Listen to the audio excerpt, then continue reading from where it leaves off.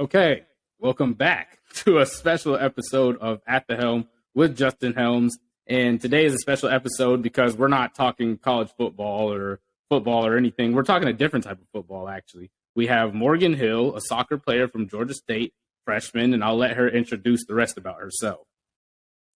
Yeah, so thank you so much for having me. Like you said, I'm a freshman soccer player here at Georgia State, originally from Georgia. And I just was kind of born and raised playing soccer. And I'm super excited to be here. So awesome. And once again, this episode will be on Apple Podcasts, Amazon Music, Spotify, audio-wise, and then video-wise, it will be on YouTube as well, At The Helm. And make sure you guys go like, subscribe, comment, follow, all that other stuff on my podcast page. Please support. And support Morgan, too, because we're going to have a great interview today. So, first question, I'll get right into it, is how did you fall in love with soccer, and is there a specific moment or memory that holds a spot in your mind? Yeah, well, I mean, like I said, I grew up playing soccer. I started playing soccer when I was 5, and I feel like soccer is really different than a lot of other sports culturally, just because it's such a passionate sport in other countries as well as America. Especially like the coaches I had growing up, they really helped to install that passion in me. It just made me realize, oh my goodness, like this game, I just love it so much. You really enjoy it too, when you do have an edge to you, when you are, better at it, which I was just better at soccer than other sports. Unfortunately, I'm not, like, I have really bad hand coordination, but anyway. That's okay. But for like memories, yeah, I have this one memory. I think it was my U13 year. It was my team's very first time ever playing 11v11. We were playing up an age group. It was a tournament in South Carolina, and we had to either win or tie this third game in the tournament to go to the finals. And there was 10 seconds left on the clock. I just decided to shoot it from half field, and it ended up going upper 90, and I just remember everybody going crazy, and it was just so much fun. And just memories like that really help to build your love for the sport. Absolutely. And that's crazy, a half field shot, so like 50, beyond 50 yards. What it had to have been, it was right inside their half, so it was probably like 45 yards out. I don't know what it was, the spin on the ball or something. It hit the post. I remember clear as day, hit the post, went in, upper 90. It was crazy. It was awesome. What? And you're like, what, 13, you said? I was 12. Yeah, I'm telling you, it was crazy. It was crazy. That's insane. Yeah. That's wild.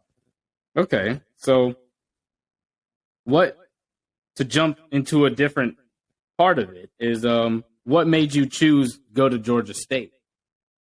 Okay, so for me, probably the most important part of things was the academics. Like I said, I'm from in-state too, so I got the Zell Miller scholarship because you have to look at the money too, so that really helped a lot. And so I don't know if you guys know, but Georgia State has a great honors college program that I'm a part of. They give you a ton of opportunities for internships, extra scholarships, extra resources that you just don't really get at a lot of other schools. So it also kind of gives you like the small school feel while you're at this huge school. So I kind of got like best of both worlds. I love the city. I grew up 45 minutes away, and I always remember thinking, wow, it would be so cool to live here just because, there's always something going on, and there's so much opportunity here. You know what I mean? Like, I talked to this one lady, she's our NCAA coordinator at Georgia State. And she's going to get me set up with an internship at Northside Hospital to shadow an orthopedic surgeon, which is what I want to do when I'm older. So, and I want to be able to do that. Yeah, it's cool, right? So all of that, obviously. And then on top of that, the facility here for soccer is pretty awesome. It's pretty impressive. It's beautiful. I'm in we're the Sun Belt Conference, but it's like SEC type facility, in my opinion. It's great. You have the skyline behind you when you're playing, and it's just great. And the coaches too, absolutely phenomenal. They're so sweet and so supportive. So, okay, that's nice. So I didn't know that. I mean, and I called some of the Georgia State, Georgia Southern like soccer games and stuff like that, but of course I only call home games, and that's That's crazy. Georgia Southern, I already know. I'll tell you this. Y'all have that on us. We do not have any type of complex like that. But Yeah, and then it's pretty. yeah, that's crazy. So and then okay, so since it's only one of your first 2 months there at Georgia State, what has been one of the biggest adjustments so far going from high school into college, and how have you dealt with it? Or maybe just something that has kind of opened your eyes and taught you something new. Well, two things. I can think of one thing academically and then one thing athletically. So academically, it's way more on your own. And I feel like everybody always tells you that, but you don't really realize it until you get to college. Especially just because you might not get the best professor in the world. And you like the class, like my chemistry class, she's a great professor, but the class moves just so quickly, you know? So having to really adjust to learning how to study on my own, taking advantage of the resources we have here at Georgia State, free tutoring for STEM majors, and I'm a biology major, so I'm able to go get tutoring in algebra and chemistry every week, which is fantastic because I would not be doing as well as I am in those classes without that tutoring, you know? And then athletically, again, everybody tells you, oh, the speed of play is so much faster. And, you know, you kind of watch college soccer when you're growing up and you're like, nah, I can play in that. Like, that doesn't look that bad. It's definitely different. It is faster, and you don't realize it until you're out there playing with them. It's definitely a different ballgame, you know? But like I said, too, I'm very fortunate I'm at Georgia State because not only is the team super supportive, the coaches are so supportive too, you know? So that's been fantastic. Absolutely. And, you know, it's always part of the school's job to help develop players and stuff like that. Eventually you'll be running that speed and not realize you're moving fast too. You know what I'm saying? And then on top of that, like if you got recruited there, you're meant to be there. So, yeah. And then the other thing I was going to say is I remember, same way with me, my first few years of college, I remember I went to my very first class. It was some type of science. I can't remember, but it was a lecture class and it was like 200 people. I walked in and I just like, I was overwhelmed because I was like, whoa. Like, I remember after that, I went out that class. I called my mom. I was like, well, I don't know what I'm doing. Like all this other stuff. It's scary at first, but like once you get a hang of it and you get a routine, you realize like I can do this. Like it's not so bad. You know what I'm saying? Oh yeah. I mean, when I first stepped into my math class here, I left that class thinking, what am I doing? I am more lost after this class than I was before the class. And they kind of like hear the way it works for my algebra class. I go to the lecture. It's a 50-minute lecture. So bless her heart, the teacher tries to cover as much as she can, but she can't cover everything. And then we have like 4 to 6 homework assignments due every week. And like I said, there's only one 50-minute lecture. So you really have to take advantage of your resources, you know, and just, I think part of being a freshman too and figuring it out is just learning what those resources are, you know, going out, looking it up, asking your teachers, asking your advisors, hey, what can I do to take full advantage of this? I need tutoring, I need help, I need supplemental instruction, and just figuring out what you got to do. Exactly. And I think that's the biggest part of it is just realizing what you need and then going out there and asking for those resources. That's huge because a lot of people, they'll go down with it or they'll find a way to float. So it's good that you know how to go out and ask for help and do things like that. That's always huge. And that kind of goes into my next question. So, you know, we both know you're a student athlete. So is it the student athlete life as busy as, we have a little technical difficulty with the video, but that'll be fine. Is the student athlete life as busy as as people hype it up to be, you know, when you're in high school and people talk about it and everything like that? For sure. It's insanely busy. I mean, you have practice every single day. You're traveling whenever you have an away game, which takes class time away. It takes everything away. And, you do have the potential to fall behind. It is really hard to manage. I mean, it's not even just like your time, it's managing your mental health because let's be honest, I mean, mental health is a problem, and especially for athletes, because you're competing for playing time, you're competing for, a spot on the team. So taking care of your mental health with school on top of your sport, managing your time wisely, because again, that takes away from your free time, which everybody enjoys their free time, but now you're spending your nights studying because you're practicing in the morning, you're lifting in the morning, and then taking care of your body too. It's all very stressful, but it's all so worth it at the end of the day. And it's a different beast. Like, you think that you know what you're getting into in high school, and it ends up being completely different. But at the end of the day, like I said, like, it's completely worth it, but it is busy and it is hard. It does take a lot of time. Mm-hmm. Yeah. So it could be difficult, but it's not impossible. You know what I'm saying? Yeah. It's like you find a way to figure it out. Yeah. And then, like I said, like for me as a freshman, it's just once you get that routine of like, I figure out what you're doing, it seems so just like natural. Like, you wake up and go to high school every single day. It's like, okay, I'm used to waking up at 7 a.m. So I can get to high school and stuff. So you get those routines and you figure it out. And then once you're at the end, at least for me, what I can say is like, you look back and you're like, dang, that flew by. Like, it's like, it seems so like all the things that struggled, you're like, it wasn't even that big. Like, we made it through. You know what I'm saying? Yeah. And then, I think that's, oh, sorry, go ahead. Oh, no, you go ahead. Yeah, you go ahead. Well, I was just going to say, yeah, it's like, it's crazy because we just had senior day, our last game for our seniors, and they're all talking about how it just absolutely flew by. And, I'm sitting here as a freshman, 2-3 months in, and it feels like, wow, I've been here forever. Like, this is so stressful, but just soaking up all the experiences is the most important part, I think. So. For sure. Yeah. And it's like, I remember the first few months, me and my roommate used to always do this. We'd go and knock on each other's roof. We'd be like, we're in college. Because it's just like you're realizing like I'm out here, like I'm not at home, like I'm away, and I'm in school. Like it's crazy just to like realize over and over. And then once you get used to it, you're like, okay, like I'm here and I'm doing this. Yeah.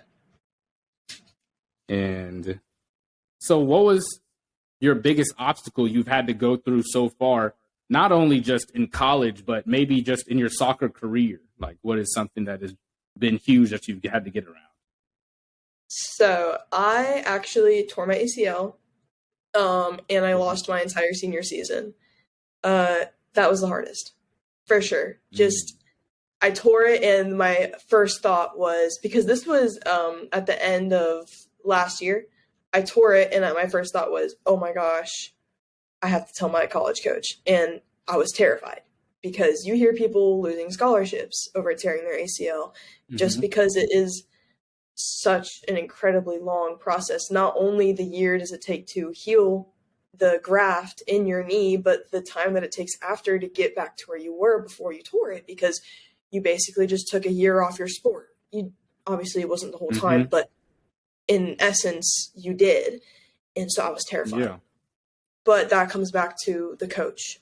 I told Ed, and his response was fantastic. He told me, you're good, you're still coming here, everything's the same, work hard, and if you need me at all, just tell me. And that was so motivating for me. I was in physical therapy before I even got my surgery, trying to, prehab it so I could come back faster. And I worked so hard, so incredibly hard, because I love this sport. It's my sport. Going without it for a year seemed impossible to me. Like, I literally could not fathom how I would survive mentally, just because I used soccer as an outlet. So I was working so hard, and it still took me that full year to physically recover. And I'm still having problems now. I mean, I have tendonitis where they took out my quad tendon to make my new ACL graft. Oh, wow. So it's been incredibly challenging mentally and physically, but it's also taught me so many lessons. So I'm grateful for it in a weird way. But that's definitely been the biggest challenge, is just mentally and physically overcoming that ACL surgery. And that's a great outlook to have on it, to be able to look back and be like not like you wanted it to happen, but like grateful that you went through something like that to be where you're at right now, like mentally and emotionally about it, and understand that, like, because a lot of people, I think, take for granted playing these sports and stuff like that, to realize like this is not forever. Like, it can be taken away from you. So like you really have to cherish it. And that's a great story. That's crazy. Yeah. Yeah, and I actually it kind of helped to inspire me because you know, when you're going through it, you're like, gosh, there aren't many people in my situation. Like, yeah, there's tons of girls who do tear their ACL, and it's a problem. Like, we need to look at it, and that's why I want to be an orthopedic surgeon. I want to lower that rate of females tearing their ACL. But when you're in the moment, you feel like there's nobody else with you. You feel like this is me. Like, you're watching your teammates all play in these games, and you're in tears because you're like, I wish that was me. That's my entire senior season. I was sitting there thinking, I should be out there right now. So I started a TikTok platform where I was talking about what I was doing in a day, how I was emotionally, passing the tests, you know, kind of talking about my journey through my ACL surgery to hopefully, like, you know, reach some other people. And I was really happy because I've gotten a lot of feedback on that from some younger girls who are going through it. And they've told me, like, how inspiring it is to see somebody who tore their ACL, you know, still go on to play D1 soccer. So that's been pretty incredible too. Like, another positive side to it is just, you know, being able to help others. So. That's great that you're able to still push through it and then post a TikTok page and help other people who have maybe gone through the same injury and stuff like that. That's awesome because TikTok, it reaches a lot of people. So I know that was very helpful for a lot of people who have gone through the same thing and everything like that. And dang, I had another question that I was going to ask, but I forgot. Oh, so what was something maybe you were telling yourself every day? Because I know when something like that happens, the problem is like waking up every day and feeling like it lasts forever. Like when am I going to be back on the field? Like when is that going to happen? And it feels like it goes on forever. So what is something you try to use to push yourself or tell yourself every day when you're going through something like that? I mean, I'll be super honest and upfront. It was day to day, like just trying to get through the day. And there were some days where I'd wake up and I'd be fine. And I'd just go through my day, do my physical therapy, everything. And I'd be fine. There were some mornings where I'd wake up and I would just break down and be like, why did God do this to me? You know, because it's hard. Like, if I wouldn't have torn my ACL, you know, who knows where I'd be right now? Like, I would have been playing soccer for a year before I got here instead of basically doing no soccer for a year. So it's hard, but at the end of the day, I have to be thankful too because I had just moved. It was halfway through my spring season. I moved to a different club just because the club I was at wasn't really working out for me. I moved to this club called Top Hat, and right before I tore my ACL, I was playing with some of the best girls I had ever played with my entire life. But not only that, it created a community that really helped me as well. Being able to lean on some of my best friends, like, for example, like Layla and Sarah Serta, they were able to talk to me and help me and just motivate me to, you know, remind myself it's all going to be okay. This is just another lesson from God. He's trying to teach me something. He's trying to reach me through this injury. And I just got to keep pushing because at the end of the day, I'm going to be back. I'm going to be. But it's going to take time and it's going to take effort. And, you know, like I said before, trying to find the positives, like, okay, I'm learning so much. I'm learning, okay, what do I like to do outside of soccer? I got to go to football games, which I almost never got to do before, just because, you know, soccer's a fall sport too. So I got to go to some football games and, you know, surrounding myself with teammates and people who were going to help hold me accountable and keep me motivated when I couldn't. And just, you know, telling myself every single day, God has a plan. He did this for a reason. So that's great. And so I want to talk a little bit about your experience with Top Hat. So what were some of the people that you met that helped? Because I remember you told me you met some like really cool people at Top Hat that helped you, and it was a really like kind of where you developed the most. So what were some of the things that you went through that helped develop you those most, or who are some of the people that pushed you along those way? Yeah. So let me start off with this. When I was younger, Top Hat was always the team I hated because they were so good. They just had such an amazing talent. And so I was thinking about leaving my club, and I was talking to one of my old coaches about different opportunities. And he was like, okay, well, how about you just come start training here at Top Hat? And I was like, oh, like with what team? Because I mean, I didn't assume because that top team had like what 5 national team players on it. They were all going to like UCLA, like Harvard, like insane schools. So I was like, "What team are you talking about?" And he goes, like the gold top team. And I was like, the 04 team, and he was like, no, the 02-03 team. And I was like, oh, okay. So I got to go and I got to train with them, and wow, just they were so amazing because not only were they just incredible players, but they were some of the most humble, some of the most kind people I've ever met too. And that was incredible because, I mean, if I was that good, I don't know if I could be that humble. Like, they were great. Mm-hmm. Like, one of them is Simi. She's playing at Southern California, and she's on the Canadian national team. She's fantastic. Ioki, I want to say she's on she's also in California. I can't remember exactly what school she's at. I want to say UCLA, but that doesn't feel right. But she's on like the United States national team, U20s. A local one, Danielle Lewin, she plays for UGA. And then probably like one of the biggest support systems I had was Sarah Serta. She plays at Indiana University, and she's on I'm not sure if she still is, but she was on like the Mexican national team. So just some of the best players I'd ever played with, but then also some of the most supportive people I'd ever played with. And then I also have to mention Coach Troy, because he was just incredibly smart and just taught me so much more tactically than, like I already thought I knew the game of soccer, but he just taught me so much more. And it was incredible. I really loved my time there.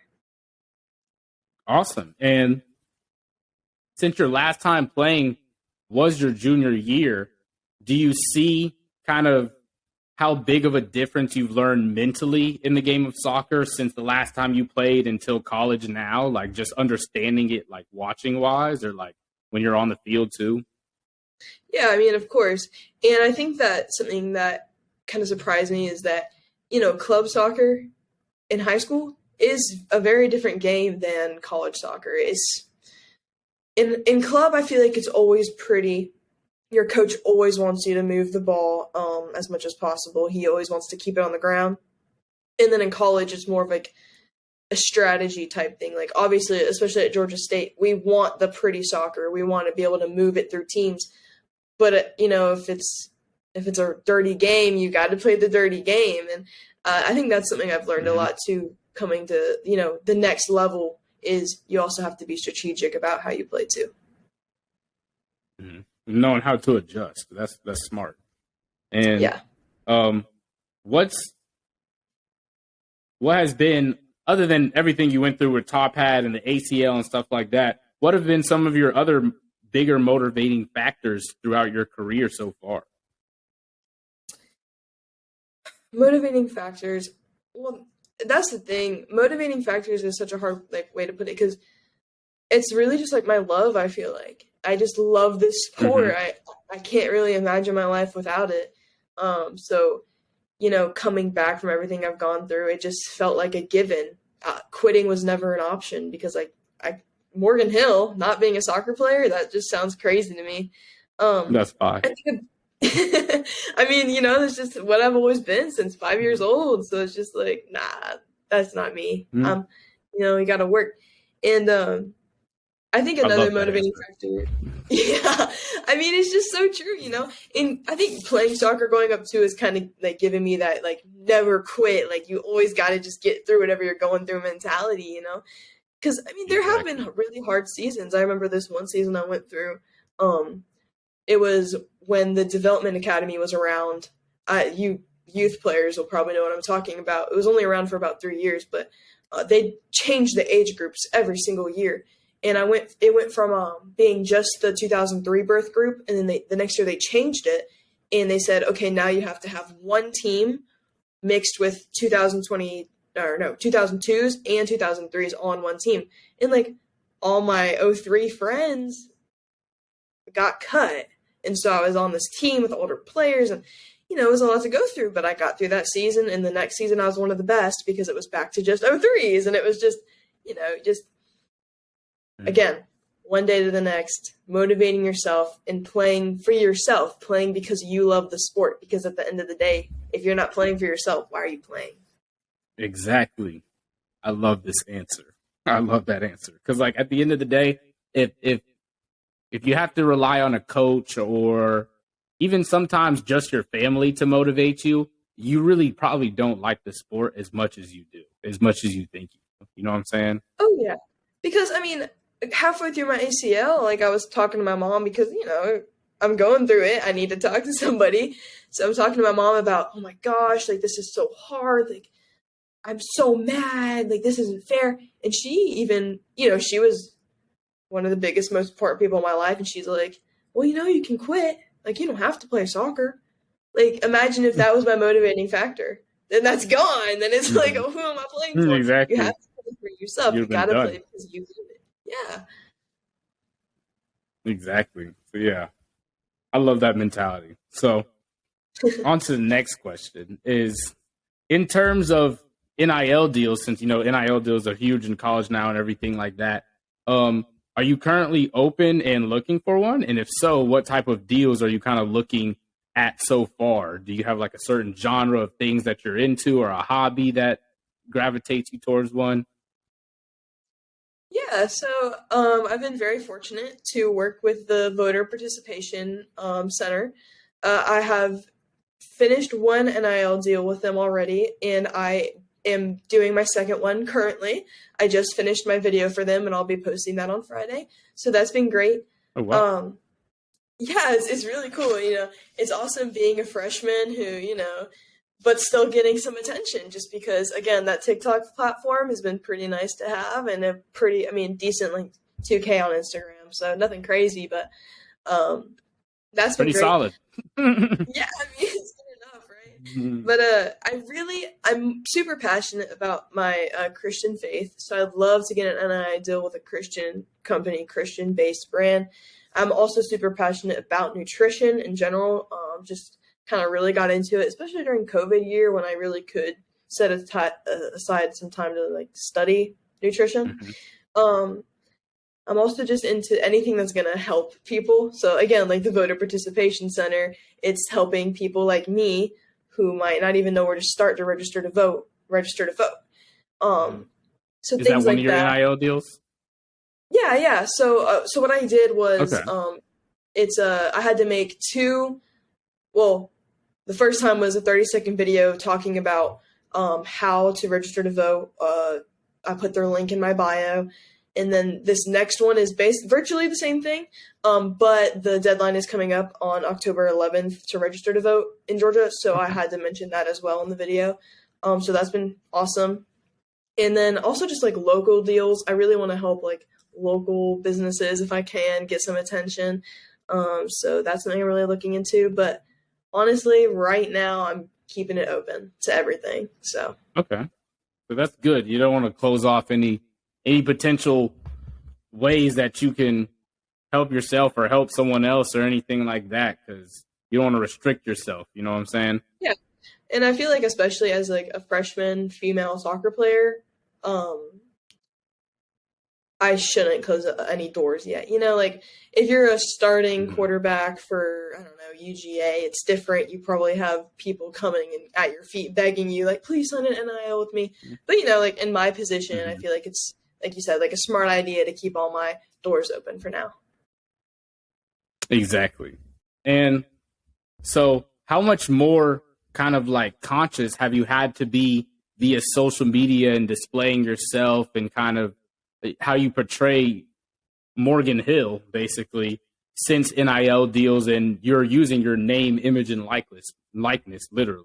So how has that been?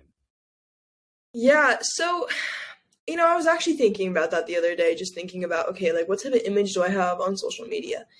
And I kind of realized that, well, yes, like you do have to be super conscious about what you're posting for NIL deals. You already kind of have to do that anyway, because even before NIL deals came about, you're still representing your school. You're still representing yourself as a person. Even in high school, like you're portraying yourself to all these college coaches as you're trying to get recruited. You need to, make sure you have a clean, nice image of yourself on social media, or else they will turn you away. And that's something that college players used to tell me when I was in high school. So I've always been super conscious about what I do have on social media. But again, like you're right, making sure that my content that I'm posting, draws in some attention. And I definitely have to post more than I would have. Like, it didn't really matter how much I posted before, but now the more I post, the more interaction I get, the more likely I am to get an NIL deal. So that's kind of changed, is the amount I'm posting, but what I'm posting hasn't necessarily changed. Okay. So it's like you kind of have to become your own like social media manager. Like you're your own like marketing. Like Yeah. That's actually something like another resource that Georgia State Athletics gives you, though. I was fortunate enough to apply to work with a graduate student who is in marketing. Her name is Jada. She's fantastic, and she's helping me learn how to market myself. She's helping me create like a platform, a website, a logo, all this great stuff that, again, might help my competitive edge when it comes to getting an NIL deal. Awesome. And thank you to Jada for helping set this interview up too. Exactly. Shout out to you. And last but not least, how has your season been going so far? And what are kind of your expectations for, well, actually, I won't say last but not least, because it's probably like 3 questions, really. Well, how has your season been going so far? I'll ask that first. The team has been fantastic. Everybody's working so hard. We didn't get exactly the result that we wanted in our last game. We did lose 3-2 to Troy, but you got to come out of every game with a lesson, and we learned from that game. And the expectation for my team is to win the Sun Belt Conference tournament because we have so much talent this year. It's such a deep team. You could pretty much put anybody out there on that field, and that the team's going to be solid. Personally, for me, it wasn't exactly what I wanted it to happen. Like I said, so when I first got here, it was the very first training session was my very first contact practice back from my ACL surgery. Oh, wow. So it was very 0 to 100, going from not playing soccer for contact for a year, jumping straight into D1 level soccer. It was intense. So I did end up getting some bone bruising from that. And then a little bit later on, I ended up getting tendonitis, like I said, in where they took out my quad tendon for my ACL graft. So I've had to really step back, and I was really looking forward to being like a fundamental part of the team. And I still think I am. I mean, I'm out there working my butt off every single day in practice. I'm there for everybody, and I do my best. But it's not like when you do have to come out of practice, sometimes it's super disappointing. But I'm really looking forward to the spring season because hopefully by then tendonitis will be gone. I'll have been playing soccer for about, 6 months again, full contact. So hopefully by then I'm back to who I was before I tore my ACL. Okay. So yeah, that's perfect. As long as, you're making progress now. So you're doing it as early as early as you possibly could so that you can be back for something like the spring, like you said, because if you wait, you never know. So that's good that you're still just at least getting started. Yeah, for sure. And like I said, couldn't ask for a better support system from the coaches or the team. So it's been fantastic. Okay. And then, so I guess based off that question, I'll ask this. What are some of your short-term and long-term goals in terms of soccer right now? I know, of course, one of your short-term ones is to get back, but is there anything else? Yeah, I mean, what I really had to do was just set a bunch of short-term goals. So, like the first one was passing the fitness test when I first got here, which I did, and it was great. I got like one of the highest scores. So that was great, and then the next goal was, okay, so I can do that. Let's try to complete 10 solid passes in the next few practices. And after I feel like my accuracy of passing back, then I'm like, all right, let's try to make my turns quicker. And then you work on that. Okay, let's try to dribble people and like building. So, and it's hard to gauge this, but my short-term goal is play like I did before I tore my ACL. I still feel like I'm not that player yet, and it's coming. I feel it coming. Like today at practice, I feel like I did a great job, but it's still not there yet. So working on that in the spring, I want to be starting in the spring games. That's my goal. Great goal. And then long term, honestly, I'm so focused on just coming back right now. I haven't even thought about the long term. And at the end of the day, my goal is to be an orthopedic surgeon. So even though it would be fantastic and an amazing experience to play pro after college, that's kind of an idea that's on the back burner for now. Mm-hmm. And I definitely understand that. You have to think one step at a time, especially when you're going through something like how you did with your injury. If you get too far ahead, you can maybe miss a step on the way. So it's good to kind of take it one thing at a time. Yeah, for sure. And so, yeah, is there anything else that I didn't ask that you want to talk about or anything like that? I don't think so. I think we've covered pretty much all the big bases. So, okay, awesome. Well, thank you so much for coming in and being one of my first special guests. Every other guest I've had has either been I've related to them or it was like a friend from school or something like that. So you're a special guest. So thank you so much once again coming in. I hope you come back and maybe use this platform again. Maybe once you're recovered from your injury to kind of track your progress or something like that. That would be really cool to do. And once again, this podcast will be on Spotify, Apple Music or Apple Podcasts, Amazon Music, YouTube, and anything you guys can find it on audio and video. Thank you, Morgan, and we'll see you guys next time. Thank you so much.